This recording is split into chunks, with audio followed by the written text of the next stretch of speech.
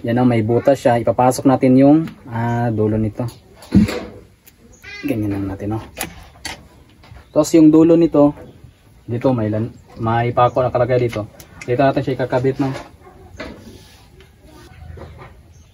Diba? Tulad yan. So ito sa baba, mahaba pa. Batakin pa natin yan. So ayan siya, di ba?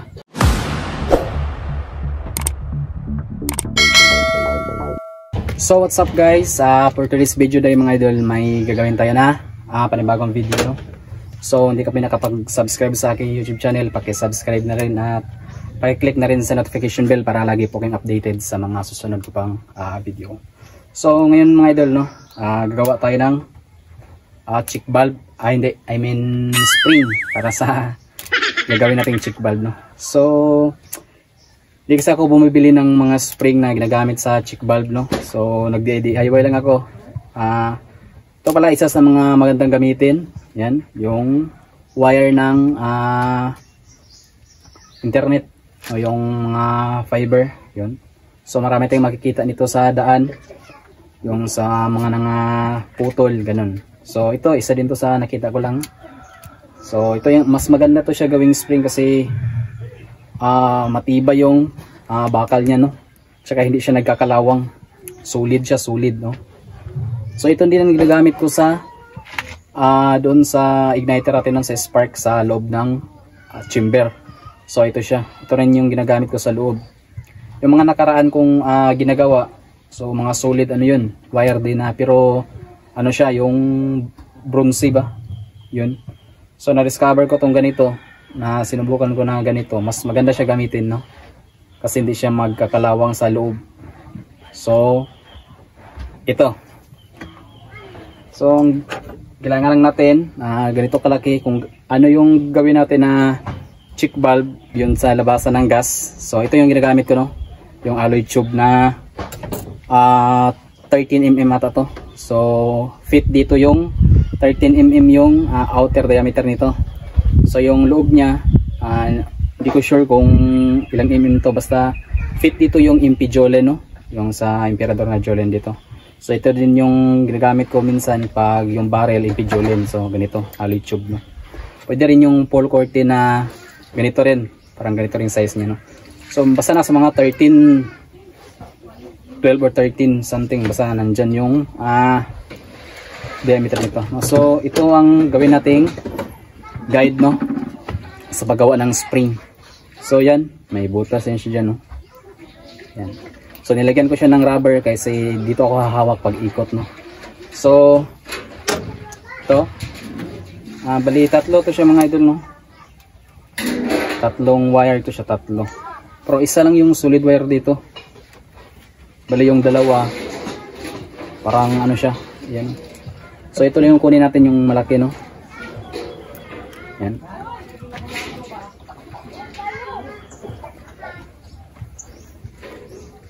So yung ginagawa ko pala na spring, yung kahaba niya nasa lang, mga 3 inch or 3.5 inch ang haba, para hindi man siya, tawag nito, hindi siya masyado mahaba yung pag-push, no, sa maglo-load tayo ng butane.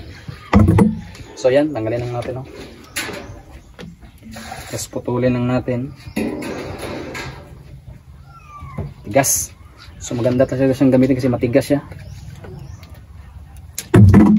So ayan, no. Ayan siya. Balatan natin siya, tanggalan natin ng balat. Maganda to siya gawin mga idol na spring sa mga DIY natin na check valve, no, sa ating laruan. Kasi bukod sa hindi siya kinakalawang, siya, malakas yung play niya, no. Malakas yung play ng spring kasi matigas siya. Kasi kung gagawin mo yung spring ng notebook, yung mga ganun, o yung tire wire, okay din naman, pero problema doon, kinakalawang yun siya, no. Tsaka hindi siya kasing lakas nito o kasing tibay nito na pag pinush mo, malakas yung ano, balik niya. So yan. Yan ang may butas siya. Ipapasok natin yung dulo nito. Tagusan yung butas nito mga idol, kabilaan.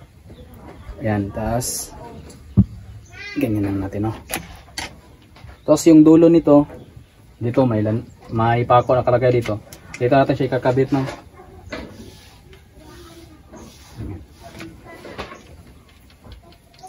Ganyan lang. Tapos iikutin natin siya, no. Kaya nilagyan ko siya ng butas dito. Para ito siya yung pipigil, no. Para hindi siya magsama sa pag-ikot. So pag-ikot natin pag ganun, dikit-dikit lang siya. Idikit-dikit lang natin, no. So yun.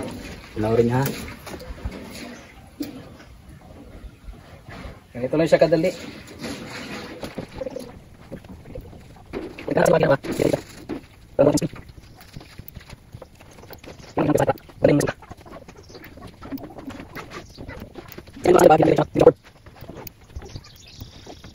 So pag mga 1 inch siya,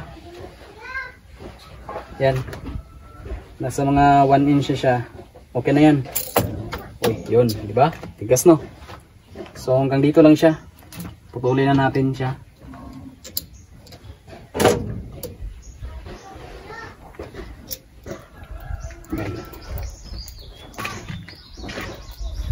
Puputulin lang natin to. Tapos dito.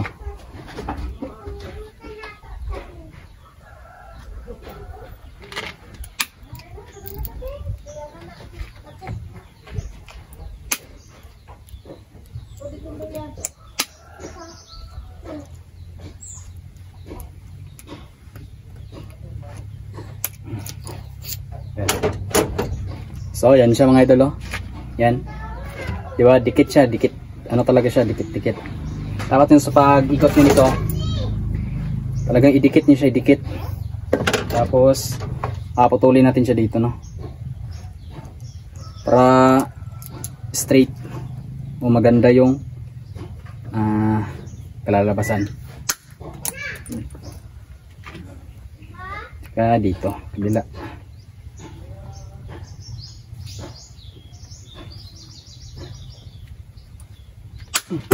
So ayan siya, no. Bali yung sobra niya ipo-form lang natin na pabilog, no, para hindi naman siya hindi siya sagwa. Tignan ba? Kasi marami din kasi nagko-comment sa akin, no, kung mga nakaraan kong video paano daw gumawa ng spring, DIY spring, at tutorial daw sa paggawa ng spring, ganon. Kasi nga po matigas. Mahirapan daw po sila gumawa ng spring, no. So kung yung gamitin mo na spring na medyo malambot, madali lang yung gawin. Kaso lang nga lang malambot siya. Ayan.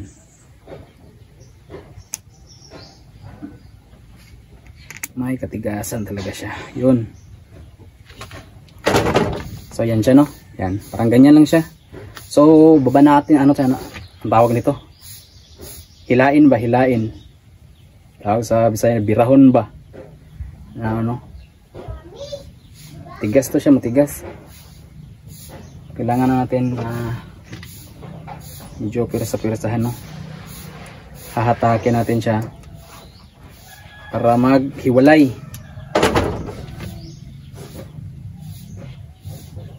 Pero estimate nyo lang mga idol, wag yung talagang babatakin nyo ng sobra, kasi mawala yung form ng spring, no. Hindi na siya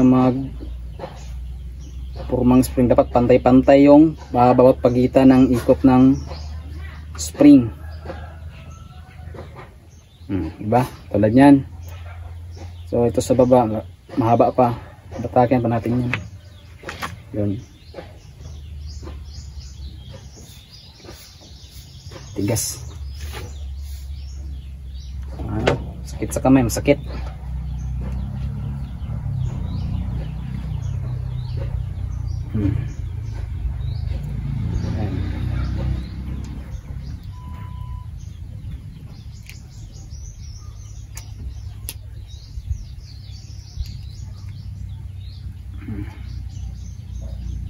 So may mga expert na dyan sa paggawa nito.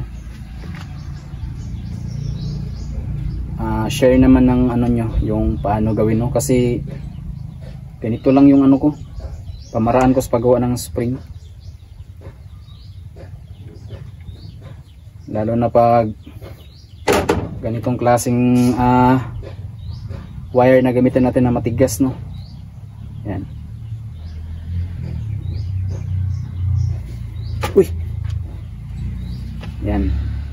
So matigas yan siya mga idol, no? Tapang ba? Matapang. So ayan siya, di ba? Spring na siya. So ito yung check valve natin. Example, ito yung ganito yung check valve natin. So parang ganun lang siya, no? So may clearance talaga yan siya, no? Hindi siya fit kasi nga matigas to siya. Pag ikot mo ng ganyan, hindi talaga siya mag-fit na kung gaano ito kalaki. Para ganun din. May ano talaga siya, may allowance, no? Kasi lumalaban kasi itong spring pag ikot mo ng ganyan. Pero ganyan siya, no? Oh. Yan. So ganun lang mga idol, no? Sana may tutunan kayo sa ating video, no? So sa pagbuo ng check valve, meron na rin akong video doon. Paano buuhin, paano gawin yun sa mga parts niya, sa needle, sa yun na, sa intake, yun. Yan siya. So yan lang ang paggawa ng spring mga idol, no? So maraming salamat sa panonood mga idol, at huwag kalimutang mag-subscribe, no? At paki-click na rin sa notification bell para lagi po kayong updated sa mga susunod ko pang video na gagawin ng tulad ng paggawa ng ating toy gun. So maraming salamat mga idol, and God bless.